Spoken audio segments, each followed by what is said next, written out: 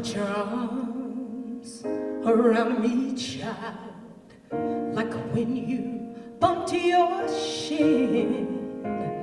When was the first time you became aware of The Wiz? When I saw it for the first time as a kid, I think I was 5 or 6 years old. Around Thanksgiving, we all sat around the TV and watched Diana Ross start singing about wanting to go home and being in this magical place, and then Michael Jackson and then crows and then they're singing and dancing to beautiful costumes, and it was so overwhelming that it wasn't until I was a little older that I realized what an amazing piece of work this was, and that it would touch me forever. Amber, did you grow up watching theater? I grew up watching PBS, on which you can see a lot of theater. No, I grew up in Omaha, Nebraska, so television was my lifeline to the arts. And I remember watching The Wiz on VHS. And, Did it have a crease in it? Yes. You know, there was always that moment where I was like, there's a little clink, clink. Yeah. We would watch The Wiz all of the time, and we absolutely adored it. And it was just, you know, as your parents are sitting you down to watch The Wiz, they're also feeling like, see, look here, look at this beautiful representation of yourself and your culture. And you can feel it, even as a child. You know that you're watching something special, and you're watching, you know, what the world could be. Brian, when you were looking at this to produce, did you say, okay, well, we need to update parts of it? Or there are things that were great in the 70s and won't necessarily work in 2024? The short answer is yes. But when The Wiz came out back in 1974, when it debuted in Baltimore, it was already contemporary then.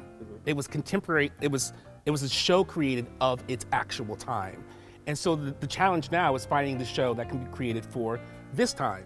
And Amber speaks to it so much better than I do when she talks about creating something that would be timeless, something that would move through the next generations of time. You know, the Wiz is super 70s, and that's very cool.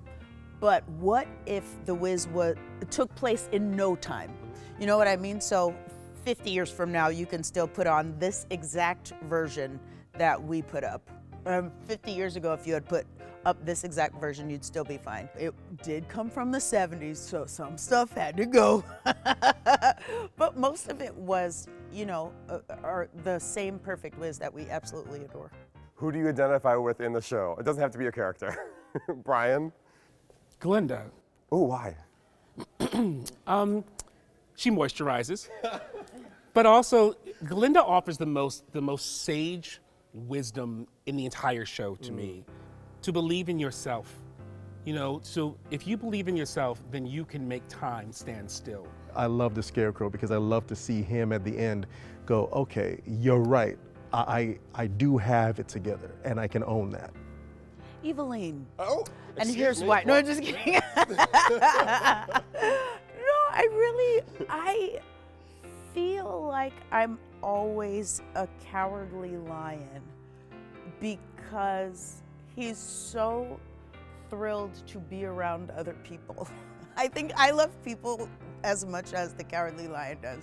But like also he spends most of the show, you know, being brave even though he is terrified. You have forever imposter syndrome, it seems like. Oh, no, I'm great. But also, see, it's all of it. Yeah, as a part of the LGBTQI community, you know, yes, part of the LGBTQI community, there's something special about the story of The Wizard of Oz, I think, for our community.